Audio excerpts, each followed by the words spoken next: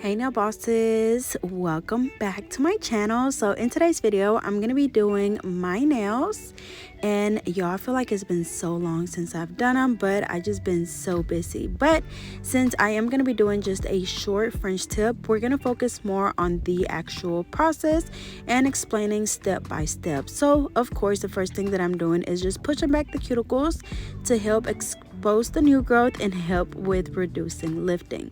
After that, I'm going in with a 180 sanding band, and I'm using my e-file at 4,000 RPMs. I am using the Macart Flawless Pro e-file, which works really good, and I absolutely love it. And I am just, as you guys can see, going from the right side, working my way all the way around that cuticle area and filing the rest of the nail. And remember that when you're doing this step, you're literally just focusing on removing the shine. We don't want to fall down too much on the natural nail, because if not, you will thin down the natural nail and it's going to cause your nails to be thin and brittle. So a lot of the time people say, I don't like getting acrylic nails done because they make my nails thin, they make my nails break, they make, my nails hurt, or whatever the case may be. And what causes that is either falling too much on the natural nail during this step, and then also like just not taking your nails off the proper way. So definitely keep that in mind. When you're doing this step, it shouldn't hurt, it shouldn't burn, none of that. You're literally just gently filing the top of the nail to remove that shine, because you guys know that our body produces a lot of oils. Those oils happen to be on our natural nail, which is why our natural nails are naturally shiny. Now, as you guys can see, I did have a little bit of top coat on my nails, so I am filing to remove that as well. So you will see me file in certain spots a little bit more, but obviously you can see that again there is a little bit of that gel top coat that I was filing off. But after we finish removing the shine and we dust the nails off, I'm going to be going in with the nail tips. And all of the products that you see me using in all of my videos are mostly from my website, which is getnail32.com. You will be able to find anything from your acrylic powders, nail tips, nail glue files, literally everything that you can think of I do have available on my website. So I'll be sure to leave the link down below as well, so you guys can click it and shop. But as you guys can see, I'm just going in and applying the nail tips. I'm just doing my oval, or all my nail tips, because at first I wanted to do my nails oval, but then I decided to just do them shorter and square. So as always, whenever I'm applying the nail tips, I make sure that the nail tips fit from sidewall to sidewall perfectly. I don't want to have to force the nail on, because if not, the nail eventually will want to lift from it being too small, and it'll cause the nail to either break off or, like I said, lift. After all of the nails are on, we're going to go in and trim them down to your desired length. And again, I just wanted to keep them pretty short. These nails were actually for my best friend's wedding, and she requested that we all wear just a short plain French tip. So after that, I'm going in with that same 180 sanding band that we used at the beginning to remove the shine, and this time we're just going in and just kind of blending that nail tip right in the middle. Now these nail tips are not like super thick, so as you guys can see, I don't really have to do much at all. But I guess I could say that this part is optional. Sometimes I do it, sometimes I don't, just depending on how I'm feeling. But after that, we're going to go in with our products. I'm using my NC monomer, my NC acrylic powder in the color Real Nude, my primer, and dehydrator. So we're going to go in with the dehydrator first. This is going to remove any of the oils left on the natural nail. And then after that, we're going to go in with the primer, which the primer is going to help the acrylic adhere a lot better to the natural nail.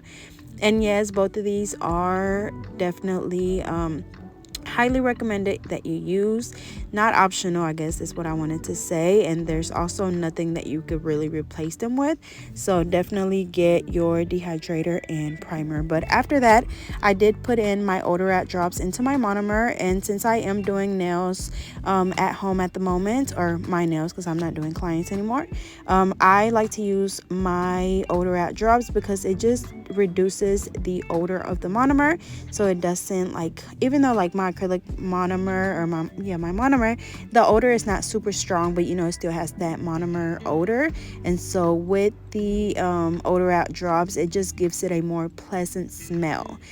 So it doesn't just gets rid of the smell, it just makes it smell better. But anyways, obviously, as you guys can see, we're going in and applying the acrylic powder. And as you guys know, when I'm applying my acrylic, I like to do the 4-ball method, because I like to have a certain method to go with or go to when I'm applying my acrylic. That way I'm not just randomly applying acrylic everywhere, but I have a guide to go by. Now, when I am doing shorter nails, I feel like a lot of people struggle with this as well, because they feel like they get too much acrylic and the nails end up thick and bulky. So you don't necessarily, and this is for any length nail, like you don't necessarily have to stick to that 4-ball method. If you like pay attention to what you're doing as you're working, you'll be able to tell, like, okay, I did 2 beats on this nail, but I have a nice apex and I have a nice thickness at the tip. Like, it's good enough. I can, move on instead of doing another 2 beats, if that makes sense. So, just keep that in mind. And like I said, just stick to a certain method instead of just going in and adding and adding and adding. Just make sure that whatever method you choose, you still pay attention to the structure of your nail, because again, what's more important is just making sure that you have that nice apex and good thickness at the tip. That way you don't get any breakage. And then also, I do want to mention the importance of making sure that you're working in the correct environment when you're doing acrylic nails. And what I mean is, as far as temperature, you want to make sure that your product or your monomer is at room temperature, because if it's too cold, it's going to be very runny and like it's going to crystallize and it's going to be kind of hard to work with. So when I was working in my nail room, it was cold, because I feel like here in Arkansas, like the weather just been up and down, and so that day it happened to be cold, and so my monomer was acting a little bit funny, and so it was taking a little bit longer for it to like set. And so just remember that, again, you want to make sure that it's always at room temperature. So if you're like in an area where it gets really cold, you could always use a bowl with warm water and just set your bottle of monomer in there to kind of warm up and bring the monomer to room temperature. So keep that in mind. And then also, the paper towels that you use when you're doing acrylic nails is super important, because you want to use paper towels that is really going to just suck up all of that monomer, and that the acrylic is actually going to stick to when you wipe your brush off. So I use the Viva paper towel signature cloth brand, or not brand, but I think they have like different kinds, but this one is the signature cloth, and it's like a really soft paper towel.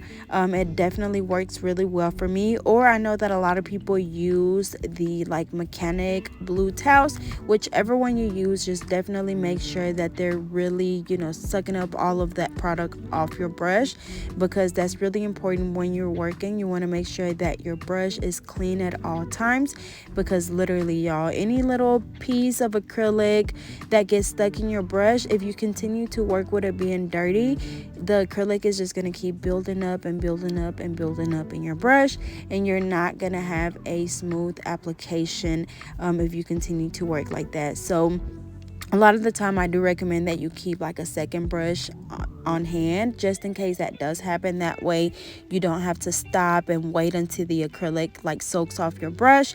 You could always just grab another brush. But if you don't have a second brush, of course, just stop for a bit, let the acrylic soak off of your brush. You can just let it sit into a little dapping dish with monomer, and the acrylic will soak off. But again, if you're using good paper towels, that's not going to happen, because you want to make sure that as you're working, you're wiping your brush off a lot to make sure that your brush remains clean at all times. And little things like that, I feel like not too many people like mention or like they skip over, but that for sure is one of the most important steps of doing acrylic nails, because your brush will definitely make or break your sets, y'all. Like, if you've been following me for a while, I always tell the story on like when I first started, and I was spending so much money on brushes because, for one, I didn't want to spend, like, of course, you're starting out, you don't want to spend too much money on products, but your brush will, like, it's your most important tool. Like, it's literally one of the most important tools. So you want to make sure that you're taking care of it, and that you buy a good quality one that's going to last you, and that is going to, of course, it's going to help you achieve a flawless application. But anyways, after we finish applying the acrylic, we're moving on to shaping the nails. So since I am doing a squared shape, I'm just going in and following both sides at exactly a 90-degree angle, and doing the same for the free edge. Now, when you're doing your nails, y'all, like, I promise my fingers be all over the place. I just be trying to make sure that I'm able to get like that perfect squared shape.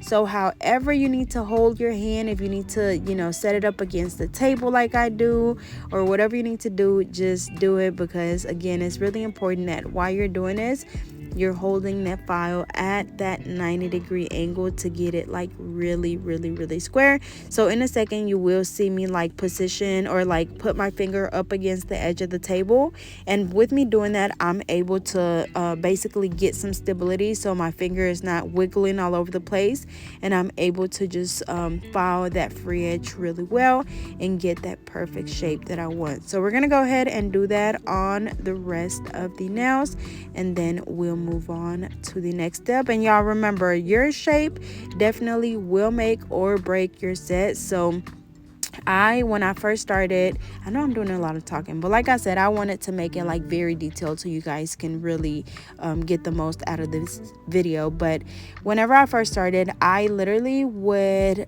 just practice all of my shapes over and over. And I feel like nowadays a lot of people are doing like coffin or like tapered square. I know stiletto and like almond is coming back around, but for the most part, I feel like everybody kind of has been sticking to like the tapered and coffin for a while. But before, like, I would practice all of my shapes, y'all: square, coffin, the tapered square, the almond, stiletto, even the lipstick shape, y'all. Like, that's how long it's been. But I don't even know if people still do the lipstick shape. But anyways, I would just sit there and like practice, my shapes all of the time. Same thing with the application. Just apply acrylic on my nails, soak it off, do it again, and just remember that like doing acrylic nails or just doing anything, it's not gonna come to you overnight. It's something that you're gonna have to do over and over and over again. But just remember that consistency is key. So I don't want you guys to get discouraged and like stop doing it because you feel like you're not good enough, or you're practicing but you're not getting any better. I promise that, like I said, consistency is key. So all it takes is practice, patience, and dedication. And if it's something that you're truly passionate about, you're gonna stick to it. And if it's something that maybe you're doing because you see other people do and it makes good money, you're most likely gonna lose your passion very quickly. So definitely keep that in mind. But like I said, just be patient, give yourself grace, and just know that we all start somewhere. Like, we all have our started from the bottom story, because the struggle was real when I first started, y'all. I promise you that it was not this easy for me. I believe that it's now been about 11 or 12 years since I first started doing nails, and I have pictures, y'all, and I'm ashamed to even go back and look at them. Like, it makes me cringe. But anyways, after we finish shaping all of the nails, I'm going in with my tapered drill bit, and I need to restock these on my website. They sold out a while back and have yet to restock, but this is definitely my favorite drill bit. It works great for filing the acrylic, of course, removing gel polish, removing just bulk. Like, it's just like an all-in-one type of drill bit. So I definitely put that on my to-do list to reorder these drill bits. But during this step, I am focusing on filing around the cuticle area mainly to make sure that I'm sealing the acrylic very well around the cuticle to make sure that I get no lifting at all, because if not, any little gap that you leave that's like between the acrylic and the natural nail will cause the nail to lift, because any water, just any moisture that gets trapped underneath the nail is going to cause the nail to lift. So I know that as a beginner, you are scared to go in with the drill because you're scared that you're going to cut your client. But if you get you one of these drill bits, like I said, I'm going to restock them soon. But with these drill bits, like, it's like a safety drill bit, so the tip is not sharp, and so you're able to really get really close to the cuticle area without cutting your client or yourself. And then also, it's not like super sharp, so, like, overall it's I believe it's a fine drill bit, and so it does the work really well, with me not having to, like, worry too much about whether I'm going to cut myself. But also, like I said, if you are scared and you're still trying to get comfortable with using your drill, just remember that, like, during this step I was using it at about 8,000 RPMs, but just use it at whatever speed you feel comfortable using it at. If you need to slow it down, that is completely fine. Just find what works for you and stick to it, and then the more you do it, the more comfortable you're gonna get with it. And as time goes by, you'll be able to, like, speed it up and just, like I said, just kind of build that confidence with it. But it is scary.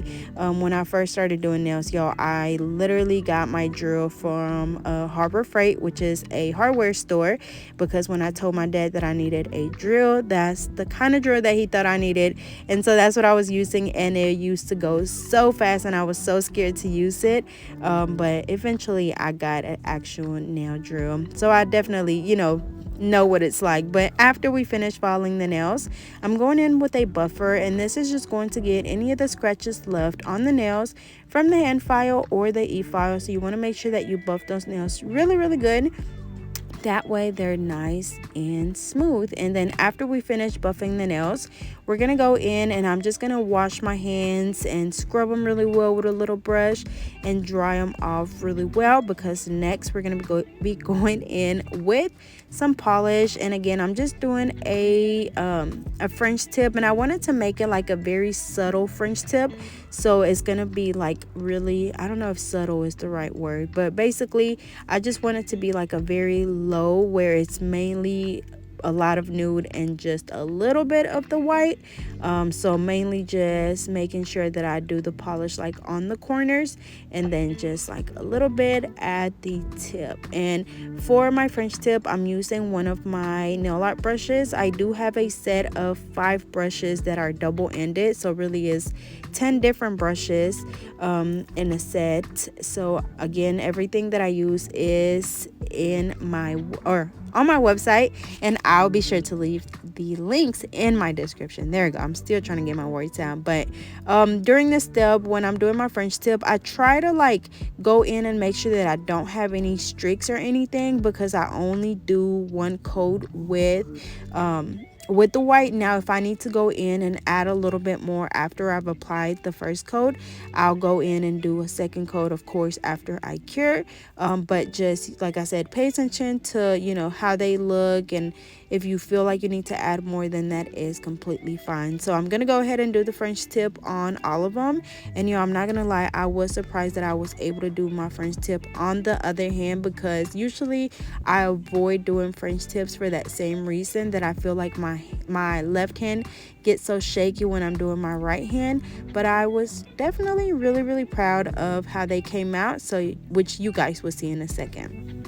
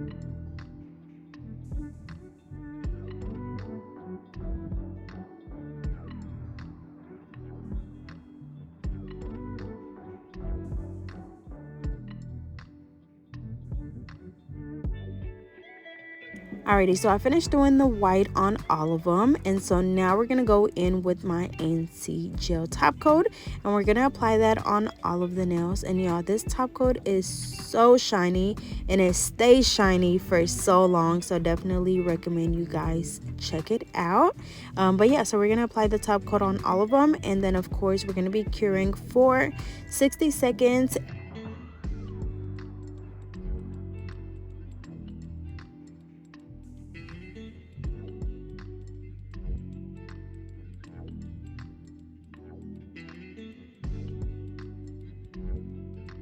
Alrighty, y'all, so here is the final look. They turned out really pretty. It's giving classy. I feel like you can never go wrong with just a plain short set of French tip nails. So as always, I hope you guys enjoyed this video. Don't forget to like, comment, and subscribe, and I will see you girls later. And guys,